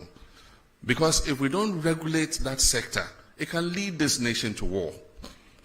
There are some of the incendiary statements that have been made in the Boko situation that are fueling some of what is happening there, making people hate each other and see each other as enemies. It's been the same in the Gonja Brefo thing. Some people fanning and inciting violence against each other. This falls in the ambit of the National Signals Bureau. And so the National Signals Bureau now has the technology to use your IP number and find you wherever you are. So I'm sending a signal to Ghanaians that we can find you those doing those hate speech and things. We'll use your IP number, we'll trace you. And when we trace you, we'll deal with you under the criminal code for inciting violence and disturbance of the peace. But I believe that beyond that, we must start making regulation for this new media because it's unregulated. And so anybody just takes a phone and says, oh, this plane crashed, I wish that so and so had been the one in the helicopter and had died, and dwarfs have eaten him in the forest. I mean, why would you say something like that? And so we need regulation for that new emerging media. But in the meantime, the National Signals Bureau has been given the full authority to track down people who do that kind of thing and bring them to be sanctioned under the criminal code. I've been reluctant to implement a state of emergency in the Galamsey fight because we've not exhausted the powers we even have without a state of emergency. We have the opportunity to arrest anybody, to confiscate any such thing. There are laws for forest protection and all that give us enough powers to be able to act. Implementing a state of emergency might sound nice, but it should be the last extreme, the last resort. So for now, let's exercise all the powers we have. And if it becomes necessary for a state of emergency, then we'll look at it. It means we have to go to Parliament.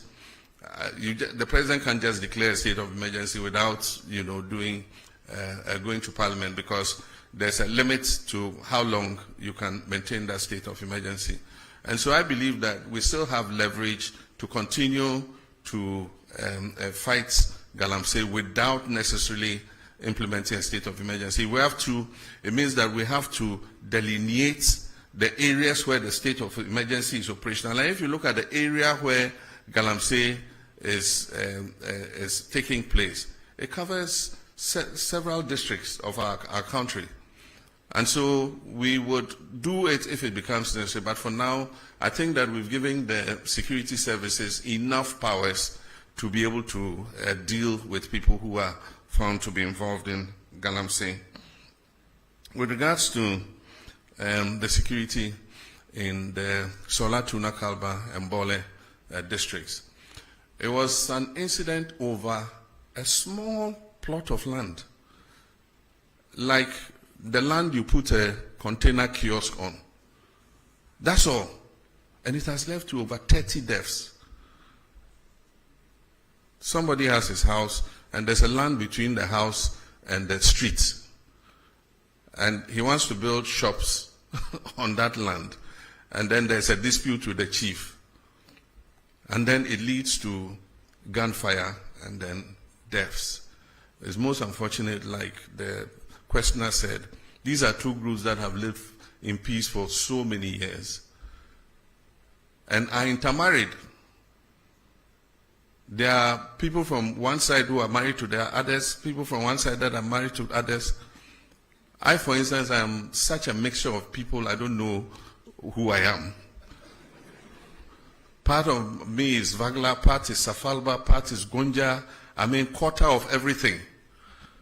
And so if my ethnic groups are fighting, it means my body should be fighting with different parts of my body because I'm a mixture. My blood is made up of all those ethnic groups. And so it's most unfortunate. And so we've put in a mediation team.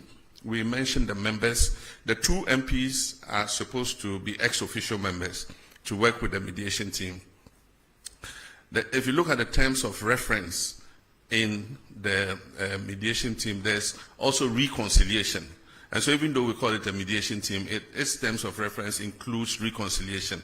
So we're giving them the full authority to meet both sides, to perform purification rites, to cleanse the land of any blood that has been spilled and all that, and then to come out with recommendations how to improve relations between the 2 groups so that they live in peace. There are few feudal practices that have been complained about, where people are called to chiefs' palaces and shipped, or they are forced to give up their animals and things. We need to look at all those practices too as we go forward. We're in a modern society, and so sometimes some of these things we must take another look at them. I've been accepted by all sides. Indeed, sometimes my greatest supporters were people of other ethnic extractions other than my own Gonja extraction. I won elections not because I was a Gonja, but because of the person that I was, and I enjoyed a good relations with everybody. And so even though I haven't visited yet, I have not gone there yet because I want peace to have a chance, but I've been pulling the strings. I sent a delegation to the Yeboah to prevent him from leaving Damango and going to Biniri, which would have escalated the conflict. And he listened to me as a father, and he refused to go. I stopped the Bolera too from going there. We gave the chiefs an escort to go and see the place where the incident happened. And I think that that has lessened tensions. As I speak, we've given the security services the authority and the resources to begin to bring some of the displaced people back to their communities. And so we're going to work hard to make sure that we bring peace to Gonjaland. We need peace to develop. Our common enemy is poverty, it's not each other. Savannah is one of the poorest regions in the country, and so we must rather be fighting poverty rather than fighting each other. The last one, the creative arts. The creative arts is one of the important sectors. What we notice is that the creative industry creates jobs faster than the traditional sectors that we have known. By the time sector or manufacturing creates 1 job, the creative sector, digitalization, knowledge industry, arts and things would have created about 5 jobs. And so that's an area in which we have to continue to invest. And that is why we created them as a ministry together with tourism. The Black Star experience will take off. They've been working on all the foundational issues, and you'll soon see a sign of it. In the next budget, we're going to make some allocation for the creative arts, for the film fund, and to support Kumawood and all the filmmakers, to support the music industry, to support the arts and all that. We need to put our money where our mouths are. And I think that the creative arts are a good representation of our culture and who we are as a people. Thank you. Excellency. Unfortunately, due to constraints of time, we would take a final round. So I will start with the gentleman from TV5 Le Monde, and then let me be inward looking and call GTV, who I superintend. I see Kojo Yankson at the back. Let me come this way and call the gentleman from BBC, and then I'll give the final slot to a lady, the lady at the back. That would be it.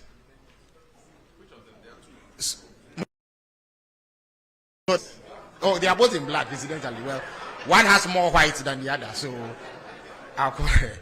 All right, so Le Monde, you have the floor. Good evening, and thank you for having me tonight. My name is Victor Cariou. I'm the Ghana correspondent for Radio France International, TV5, and Le Monde Afrique.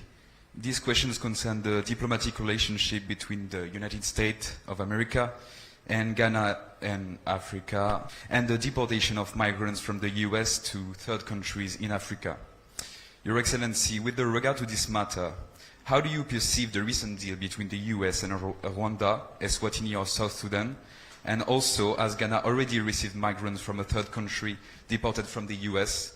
Or if not, is Ghana considering doing so in the near future? Thank you. Thank you very much. GTV has the floor now.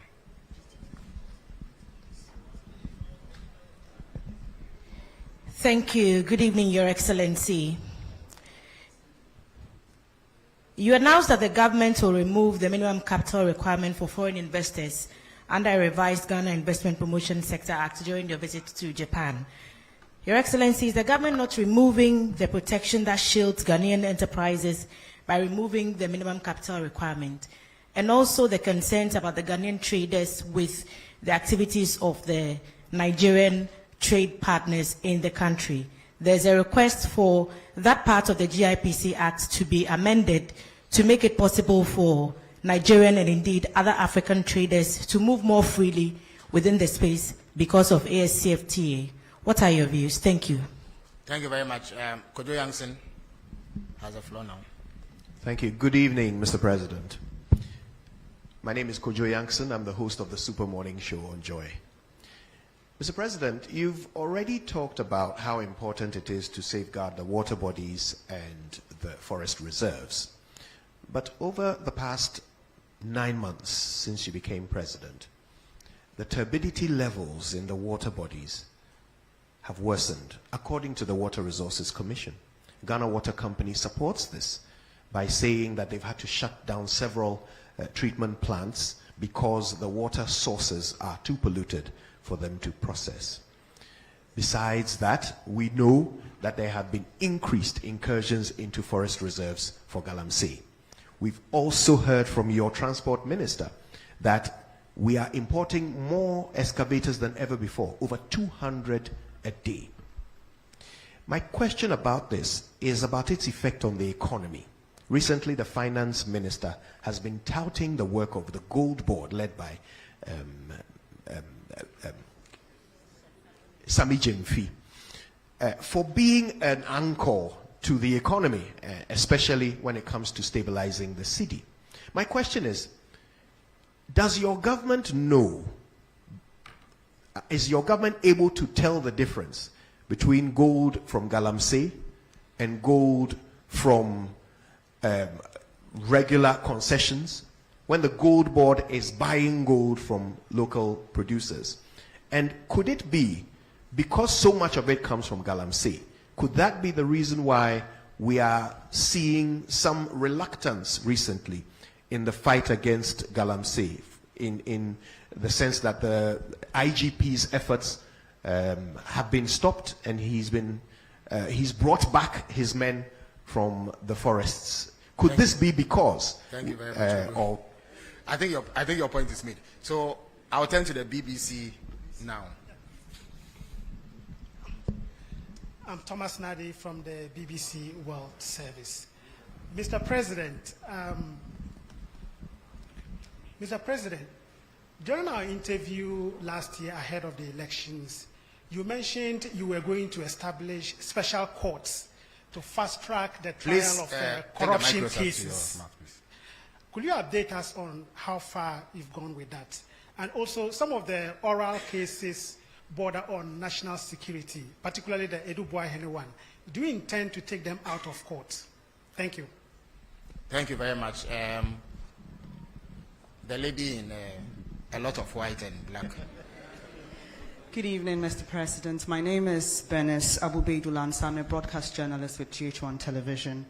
In your speech, you mentioned that you are committed to resetting institutions. But there are many Ghanaians watching us tonight who are either on the verge of homelessness or struggling to get money to rent. Not because they don't have money, but because we are not sticking to our rent laws. I just want to ask when your reset agenda will reach the housing sector, particularly for the State Housing Company Limited in putting up real affordable homes for many Ghanaians, and the Rent Control Department in protecting vulnerable Ghanaians. Thank you very much. His Excellency has granted a special dispensation for the lady in less white and more black to ask a question. After her, we will grant yet another dispensation to our friend from the Upper East region who has come all the way. And then Randy Haji of Wezo TV will bring the question session to a close. Please go ahead.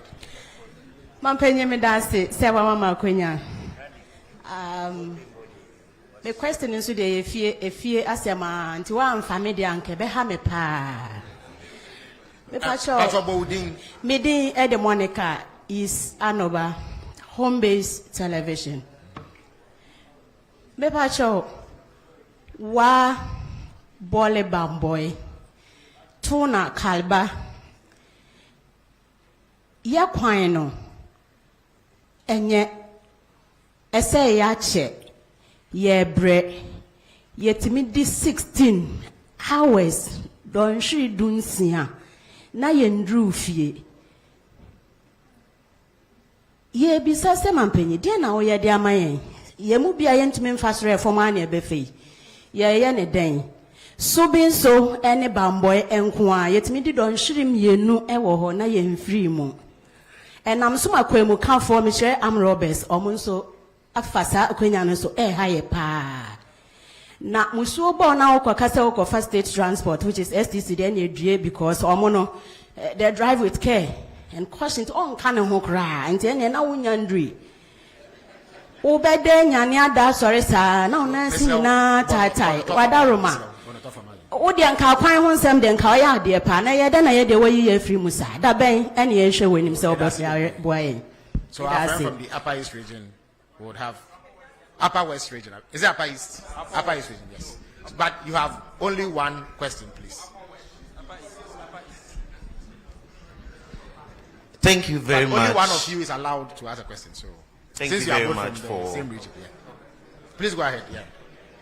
Go ahead. Thank you very much for the opportunity. My name is David Adapuna from Mike FM in Avrongo, Upper East region. Your Excellency, one of the things that beats the hearts of my people has to do with the Polygo Multipurpose Dam. This was an initiative that was started by the NPP government, but unfortunately, we could not see its completion. This project held so much prospects, including that of irrigation, power generation, and flood control. Just recently, the Barry Dam was opened and we saw the devastation it caused. We're asking, now that the project is not happening, what plans will your government, your Excellency, have for my people so that our concerns are addressed? Thank you. Thank you very much. Okay, so please go ahead. Okay. Grant him the... Thank you very much, Your Excellency. I'm called Joshua Sir with A1 Radio and Bolga FM in the Upper East region. Mr. President, in our region, that is the Upper East region, currently we do not have a standard sports stadium. And as a result, sports and youth development are greatly hampered. The only existing structure, which was built in the 70s to serve as a sports stadium, is no longer fit for purpose. What are the plans of the government to ensure the Upper East region has a modern sports stadium? Recently, we saw a young man who walked from Bolga to the nation's capital to solicit for a sports stadium. I don't know if the president is aware of this. Thank you very much. Thank you very much. So, Randy has the last word. Thank you, Mr. President. Please, Mr. President, I want to find out the latest updates on the Ghana's version of Ashigame proposed to be established at Aplawa. And also, per my last checks from the whole airport, there were plans to establish an aviation school. How far with that one too? Thank you. All right. Thank you very much. His Excellency will answer these questions.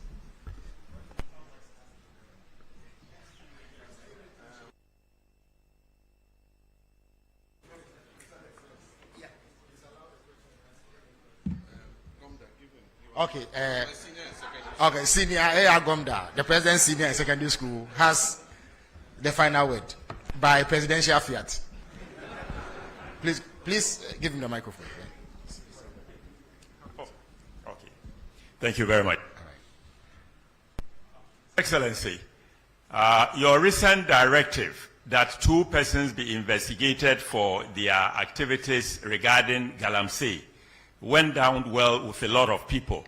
But so far, we haven't had any outcome from it. Can you please tell us what is happening or what is going to happen? Thank you very much indeed. Okay, thank you. All right, thank you very much. Thank you very much. Senior, we used to call him Major in Ghana Secondary School. When I came to Form 1, they were in Form 3, Yeah, and he was, as a very little boy, and he was one of my protectors. He used to protect me from bullying, and that's why I gave him the last.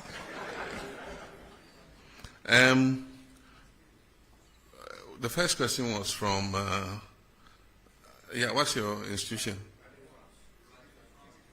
Oh, Radio France. Yeah, okay. It's about Ghana-US relations.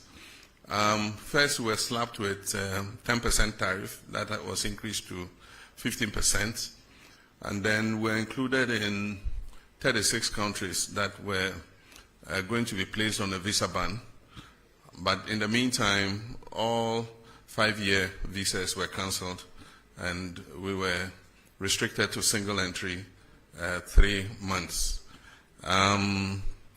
It shows the tightening situation in our foreign relations, but I do think that we still enjoy good relations with the United States of America. We were approached by the U.S. to accept third-party nationals who were being removed from the U.S. And we agreed with them that West African nationals, were acceptable, because all our fellow West Africans don't need a visa to come to our country. So if they decided to travel from US to Accra, they don't need a visa anyway. So if you're bringing our colleague West Africans back, that's okay. And so I think that agreement has been activated, and a first batch of 14 nationals came. Several of them were our Nigerian brothers.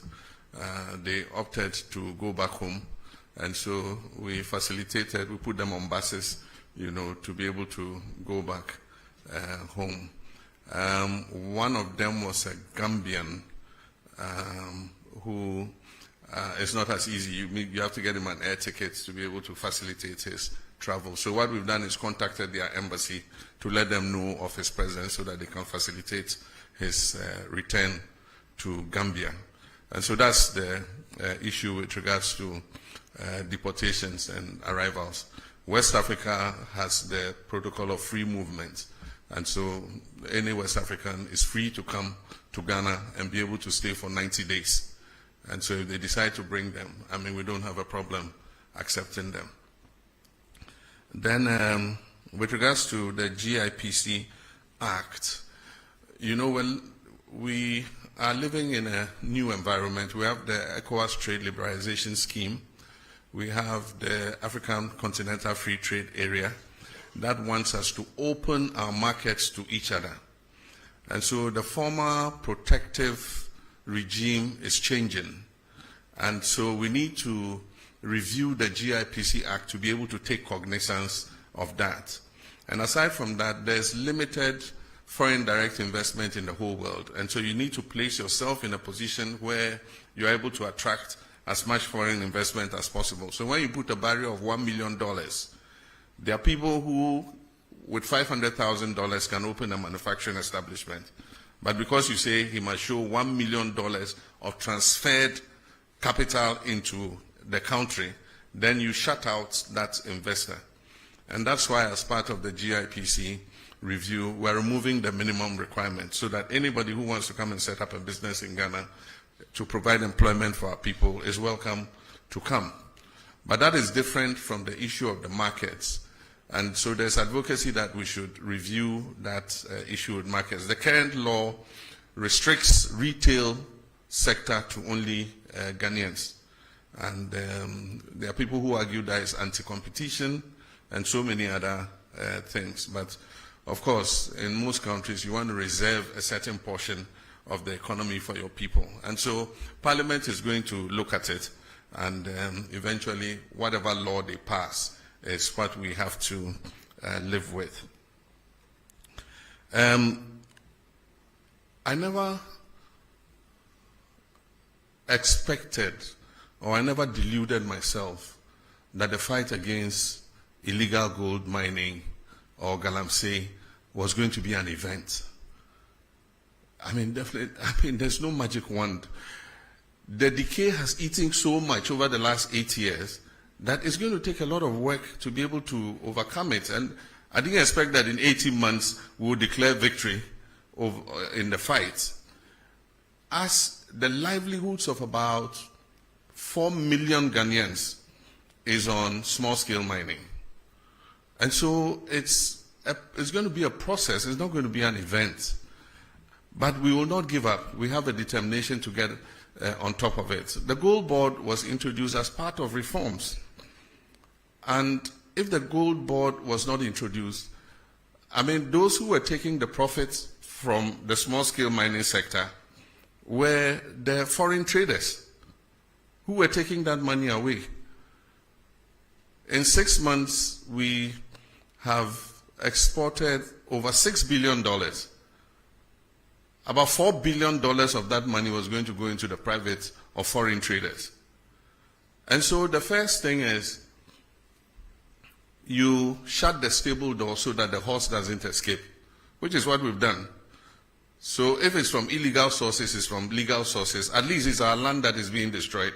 So let us get the benefit of it instead of foreign traders. So that's the first thing. But if you go and read the Gold Board law, it has a requirement for tracking and tracing. And as I speak, the Gold Board is working with an organization to put on a track and trace system.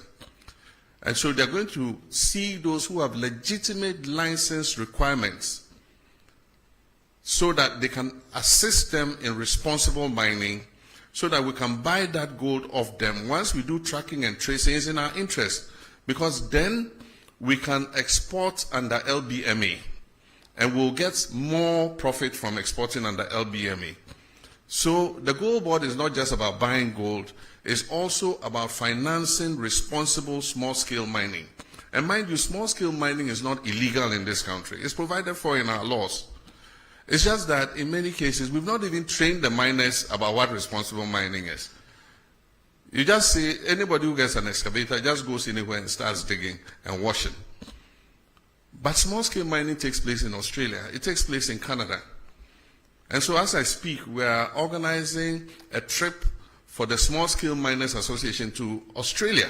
Australia has given us an invitation to bring them to come and see how small-scale mining is done without destroying the environment.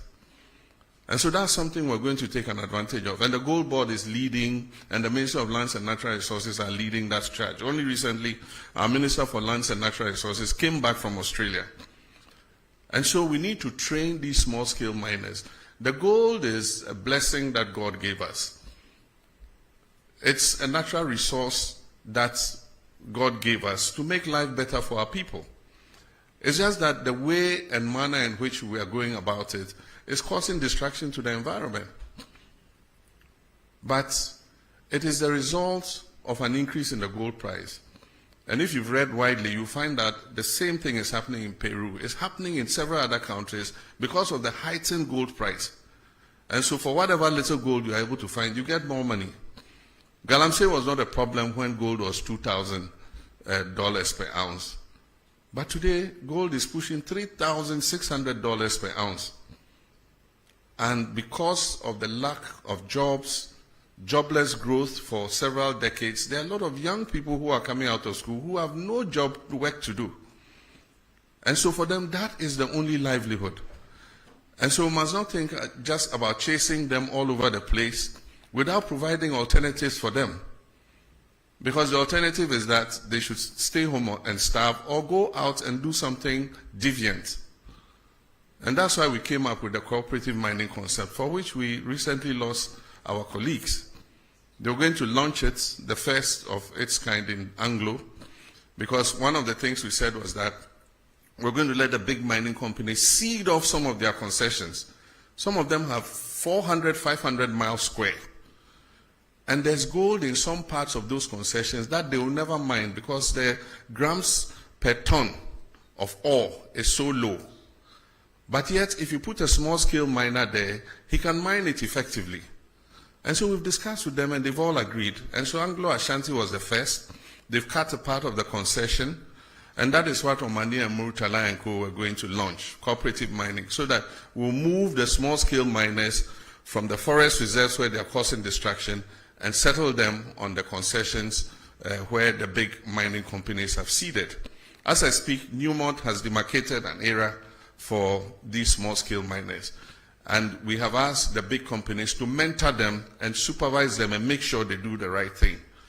So that was going to be an alternative for moving them out of the forest and other places so that they can mine under the supervision of those companies. And that's where our colleagues were going when the helicopter crashed. And so it's a program that we're going to continue so that we can give them an alternative, not just go chase them around without finding something else for them to do. And so that's something we're working on. With regards to excavators, we're enforcing the law that you must get the permits before the excavator is put on a ship. That is what the law has been, but it was not followed. And so they let the excavator land before they come and ask the Ministry of Transport for a permit. And so we've informed all the dealers that you cannot load an excavator onto a ship until you have gotten a permit. In the meantime, a lot of excavators have arrived at the port. And recently, somebody said they were being released at midnight to their owners and things. That's not true. What happens was there were so many that they had occupied a huge area of the port and congested the port. And so we found the land near Shai Hills, near the military installation. And the Field Engineers Regiment and others have been given charge to move the excavators from the port to that area so that they can free up space in the port. And they do that in the night because of traffic in the daytime. So in the night, they have the payloaders moving the excavators out of the port to the designated areas where they are supposed to be held. And before any of those excavators is released, they must be tracked, they must have a tracker on them, they must be registered by the owner of the excavator, and we must know the purpose for which the excavator has been imported. Because the construction industry also imports excavators, and so you cannot put a blanket ban on importation of excavators just because you think that every excavator is going to go into the illegal mining industry.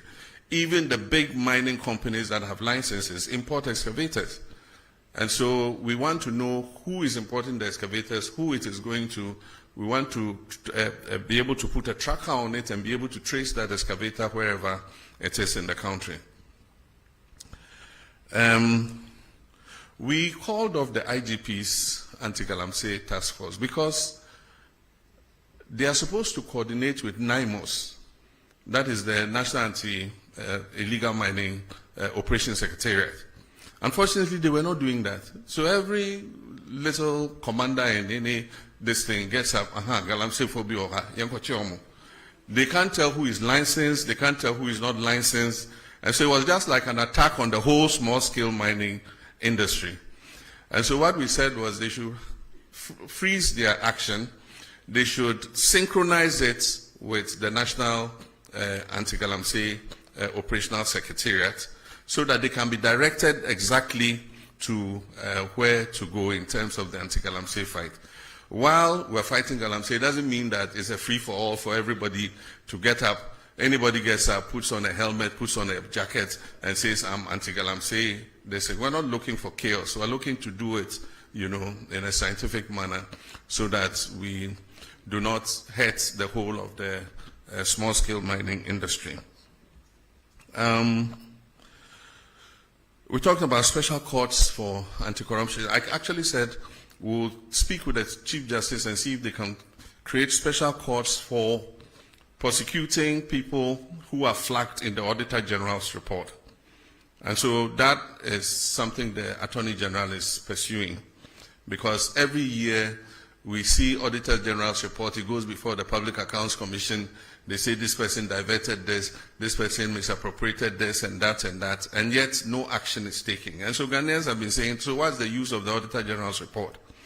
And so we're asking the Chief Justice, can you create special courts which can fast-track action on the Auditor General's report? So people who are determined to be criminally liable after the Public Accounts Committee has sat can be put before those courts so that they are sanctioned to create a deterrent so that other people do not do the same thing that they have done. Very good question on rent and homelessness, and I'm happy to give you the microphone to ask it. The biggest expenditure in any Ghanaian's budget is rent.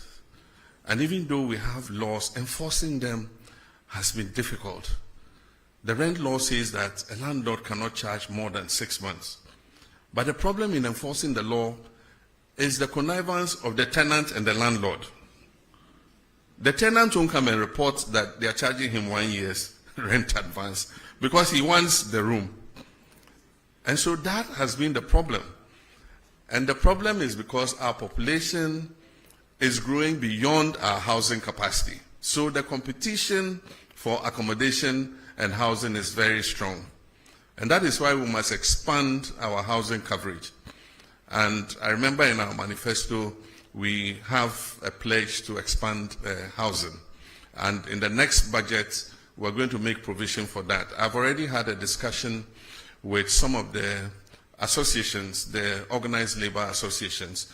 Some of them have funds that are sitting in their accounts. And they have members who want houses. So what I've said is government will match their funds. And so if they give 1 billion cedis, we will give 1 billion cedis. And then one of the banks, Republic Bank, has said that they are willing to also match with 1 billion cedis. So if we get a 3 billion cedi fund, we can start building houses in all the districts. And as people pay their down payments, it will go back into the fund and it will become a revolving fund. And governments can give it to people. I said if you have like about 15 to 20 years before retirement, you can take a house and we'll be deducting from your salary monthly so that by the time your retirement time is up, you have your own accommodation to go to. And as we take those deductions, they will go back into the fund. So it becomes like a revolving fund so that we can increase the housing stock. But the Minister of Finance will talk about that when he reads the budget in November. Minyaba, se ufi yekrom honomo. Techiman wenchi Bamboy Bole Wa Road, a major international corridor. Na nearby, adia ba say a quine say and say a bedroom rebia trucks ni bebre omoko Mali any Burkina Faso a ye Bobo Dulaso a hono a hoako ye quine a one faso ma omo enti omo mfa techiman omo mfa kentampo kwan ni biom e ko pagansa na omo akomani because omo fa wenchi kwan na omo ko pie bole no mo pie wa no mo ko pie hamile wodru hamile a Bobo Dulaso e wo enchen ho a o pai efa wonsa benkum so a e de wo ko Bamako enti ama enhyen akese ne bebre enam sa kwan no so ekwan no so ya nye ne se ebetimi afa sa wait, how do you call wait? And ya nye ekwan no se nye befa sa enyoma na omofa no emu odu enti amakwan na se kra enti yese obia hokuru nsuo eba na na emu meboa ho na misu mi free enti ye big push no ma shada de akoshe big push no mo enti nyame adom enche kra obehu se contractor egu so den na afia ka chom se omo ye kwan na omo nye no senia trucks e fa so no emma ne nsa biom because afia ehu se eho e no omo pefa enti ye kwan no ne nye ne yie se na be ya omo fa so mpo a ekwan no beche amayen na omo ye no so se bole ye mikrom enti me se contractor ne no Bole Town roads on kai na on CC ho emame nti eyadea enchebia obehu se baso Kwaku multipurpose dam, we are rescoping the project, and so currently the contract was awarded to Sino Hydro, but it was supposed to be funded from Government of Ghana sources. Government of Ghana didn't have the money, and so the contract was not executed. And so we are rescoping it. It means we have to do an appraisal of what the costing will be again. And what we intend is to, if possible, finance it under the big push. The last time it was to cost about $900 and something million, almost $1 billion. And $1 billion today is about 11 point something, almost 12. So that would be about 12 billion CDs. This year, the total budget for Big Push was 14 billion. Next year, the total budget is 30 billion. And so we'll see how we can accommodate it in phases, because it has two phases, phase 1 and phase 2. Maybe we might not be able to do the two phases immediately, but we can start with phase 1, which is the electricity production, and then phase 2 is the flood control and irrigation. And so we're rescoping it, and you'll soon hear something about it. With regards to stadia, we promised to build stadia in all the new regions and the regions that don't have modern stadia. So as I speak, the Ministry of Sports and Recreation is doing the design and the costing for the new stadia. And Upper East is one of the regions that has been captured to receive a new sports stadium. That also is under the big push. What we're doing is Takwa Goldfields built a stadium, a standard stadium for their football activities. And I was surprised to learn it costs about $13 million. When Government of Ghana has built stadia, it costs hundreds of millions of dollars. But for those of you who have gone to Takwa and see their stadium, it's a standard stadium. And I think it takes about 5,000 or more, or is it 10,000 people? And so if they could build it for 13 million, government too should be able to do same. So we've asked them to find out the architects, the designers, and everybody who did that stadium so that we can replicate it in our other regions that don't have a stadium. And then finally, Ashigami, we've got the money. China is giving us money for the Aflao market. The land has been acquired, and designs are being worked on, and soon a contractor will be appointed to build the markets.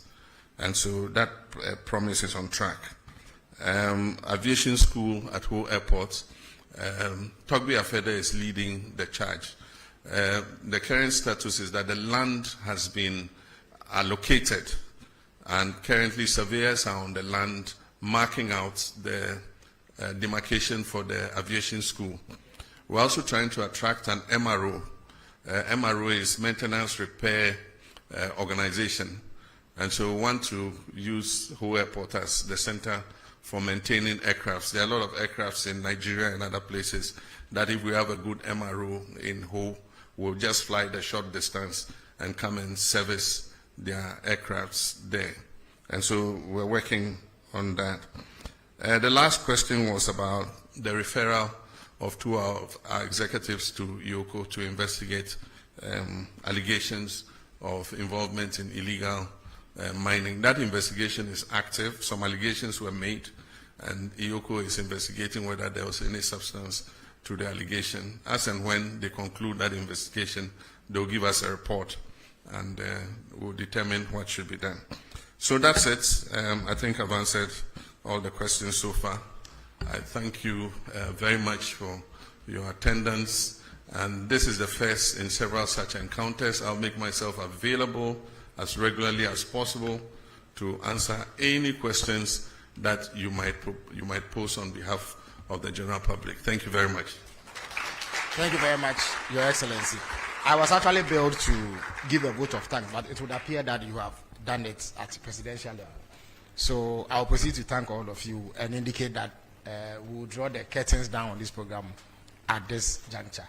But before we do that, we'll all stand for the national anthem, after which His Excellency will depart.